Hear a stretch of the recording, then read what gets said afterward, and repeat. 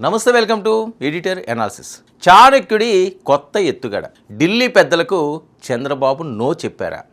మరి AP Rajya Sabha politics, Delhi versus Amaravati, సీట్ల వేటలో బాబు మార్క్ ట్విస్ట్, కూటమిలో సీట్ల సెగ, జనసేనకు ఛాన్స్, బీజేపీకి నో ఛాన్స్, తెరపైకి చంద్రబాబు పాత వ్యూహాలు, ఢిల్లీ డిమాండ్, బాబు కమాండ్, 4 సీట్ల వెనుక హై వోల్టేజ్ డ్రామా ఇప్పుడు నడుస్తుంది.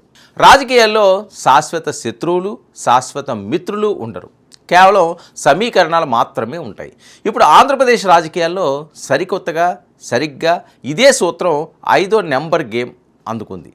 ఏపీ నుంచి ఖాళీ అవుతున్న 4 రాజ్యసభ స్థానాలు ఇప్పుడు కూటమిలో ఒక హై వోల్టేజ్ సస్పెన్స్ థ్రిల్లర్ను తలపిస్తున్నాయి. ఢిల్లీ పెద్దల పట్టుదల ఒకవైపు, అమరావతి చాణక్యుడి లెక్కలు మరోవైపు. ఎప్పుడు మిత్రపక్షాల కోసం మెత్తబడే చంద్రబాబు ఈసారి మాత్రం చాలా గట్టిగా నో చెప్పినట్లు పొలిటికల్ సర్కిల్స్లో ఒక సంచలన వార్త హల్చల్ చేస్తుంది. అసలు ఢిల్లీ పెద్దలకు బాబు ఇచ్చిన లీక్లేంటి? ఈ 4 సీట్ల వెనుక దాగి ఉన్న అసలు పాలిటిక్స్ ఏంటో ఈ రిపోర్ట్ చూద్దాం. ఆంధ్రప్రదేశ్లో రాజ్యసభ ఎన్నికల వేడి క్లైమాక్స్ చేరింది. శాసనసభలో కూటమికి ఉన్న ఏకపక్ష బలంతో ప్రతిపక్ష వైఎస్ఆర్ కాంగ్రెస్ పార్టీకి కనీసం పోటీ చేసే అవకాశం కూడా లేదు. అంటే ఈ 4 సీట్లు కూటమి ఖాతాలో పడడం 100% ఖాయమైంది. కానీ అసలు కథ ఇక్కడే మొదలైంది. ఈ 4 సీట్లను కూటమిలోని 3 పార్టీలు ఎలా పంచుకుంటాయి? మొన్నటి వరకు ఢిల్లీ పెద్దల విజ్ఞప్తి మేరకు రాజ్యసభలో బీజేపీ బలం పెంచడం కోసం చంద్రబాబు 2 సార్లు ఆ పార్టీకి అవకాశాలు ఇచ్చారు. కేంద్ర పెద్దలు అడగడమే ఆలస్యం. ఏపీ కోటా సీట్లను ఢిల్లీ అభ్యర్థులకు దారాదత్తం చేశారు. కానీ ఈసారి సీన్ మారింది. 3వసారి కూడా బీజేపీ సీటు ఆశిస్తుండగా చంద్రబాబు మాత్రం ఈసారి కుదరదు అని ఏపీ బీజేపీ చీఫ్ మాధవ్కు సున్నితంగా తేల్చి చెప్పినట్లు సమాచారం. మరి గతాన్ని పరిశీలిస్తే చంద్రబాబు పొలిటికల్ కెరీర్లో మిత్రధర్మానికి ఇచ్చిన ప్రాధాన్యత అంతా ఇంత కాదు. గతంలో వాజ్పేయి హయాం నుంచి మొన్నటి 2014, నిన్నటి 2024 వరకు ఎన్నోసార్లు సొంత పార్టీ ప్రయోజనాలను పక్కన పెట్టి మరీ మిత్రపక్షాలకు పెద్ద పీట వేశారు. కానీ ఈసారి చంద్రబాబు ఎందుకు అంత ఖచ్చితంగా ఉన్నారు? ఆ పాత అనుభవాలు బాబును ఎలా అలర్ట్ చేశాయా? మరి ఆ కోణంలో కూడా ఇప్పుడు పరిశీలిద్దాం. రాజకీయాల్లో త్యాగాలకు ఒక లిమిట్ ఉంటుంది. గతంలో 2014, 2018 మధ్య కాలంలో ఇలాగే మిత్రపక్షాల ఒత్తిళ్లకు లొంగి సీట్లు కేటాయించడం వల్ల సొంత పార్టీలో దశాబ్దాలుగా నమ్ముకున్న సీనియర్లు తీవ్ర అసంతృప్తికి గురయ్యారు. ఆ తప్పు మళ్ళీ జరగకూడదని చంద్రబాబు భావిస్తున్నారా? మరి ప్రస్తుతం ఖాళీ అవుతున్న 4 సీట్లలో సానా సతీష్ టీడీపీకి చెందినవాడే కాబట్టి ఆయన రెన్యువల్ దాదాపు ఖాయం. ఇక మిగిలిన 3 సీట్లలో కనీసం 2 సీట్లు తెలుగుదేశం పార్టీ తన వద్దే ఉంచుకోవాలని చూస్తుందట.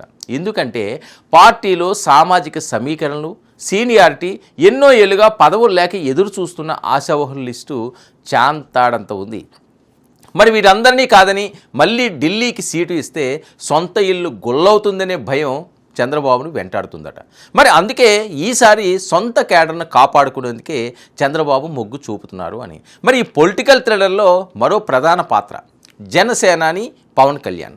మరి కూటమి అధికారంలోకి వచ్చి ఇంతకాలం అవుతున్న జనసేనకు రాజ్యసభలో ఇంతవరకు ప్రాతినిధ్యం లేదు.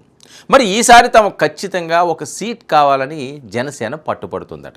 మరి ఈ సమీకరణే ఇప్పుడు బీజేపీకి చెక్ పెట్టేలా ఉందో లేదో చూద్దాం. మరి పవన్ కళ్యాణ్ ఓపికకు చంద్రబాబు ఇస్తున్న గౌరవం ఇది. కూటమి ఏర్పాట్లో ప్రభుత్వం నడవడంలో పవన్ కళ్యాణ్ పాత్ర అత్యంత కీలకం. ఇప్పటి వరకు జనసేనకు పెద్దల సభలో ఒక్క సీటు కూడా లేదు. కాబట్టి ఈ 4 సీట్లలో ఒకటి ఖచ్చితంగా జనసేనకు కేటాయించాలని చంద్రబాబు డిసైడ్ అయ్యారట. ఒక సీటు జనసేనకు ఇచ్చి మిగిలిన 3 టీడీపీ ఉంచుకుంటే ఇక బీజేపీకి ఇచ్చేందుకు ఒక్క సీటు కూడా మిగలదు. ఇదే విషయాన్ని చంద్రబాబు ఏపీ బీజేపీ ద్వారా ఢిల్లీ పెద్దలకు చేరవేశారట. ప్రస్తుతం పార్లమెంట్లో బీజేపీకి సొంతంగానే బలం పెరగడంతో హైకమాండ్ పెద్దలు కూడా ఈసారి ఏపీ సీట్ల కోసం అంతగా పట్టుబట్టే అవకాశం లేదని కూడా టాక్ నడుస్తుంది. అయితే ఇది పాలిటిక్స్. ఇక్కడ రాత్రికి రాత్రే సీన్లు మారిపోతుంటాయి. ఒకవేళ ఢిల్లీ నుంచి ప్రధాని మోదీ లేదా అమిత్ షా రేంజ్లో గనక ఒత్తిడి వస్తే అప్పుడు చంద్రబాబు తన నిర్ణయాన్ని మార్చుకుంటారా లేక తన పంతం నెగ్గించుకుంటారా అన్నది ఇప్పుడు $1 మిలియన్ ప్రశ్న. సీనియర్ల ఒత్తిడి, మిత్రపక్షాల డిమాండ్లు, ఢిల్లీ పెద్దల సమీకరణాలు, ఈ మూడింటి మధ్య చంద్రబాబు వేస్తున్న అడుగులు ఏపీ రాజకీయాలను ఆద్యంతం ఉత్కంఠభరితంగా మార్చేశాయి. మరి ఈ రాజ్యసభ చదరంగంలో అమరావతి చాణక్యుడే గెలుస్తాడా, లేక ఢిల్లీ పెద్దల మాటే నెగ్గుతుందా అనేది వేచి చూడాలి. ఇది ఈనాటి editor analysis. Stay tuned to 99 news.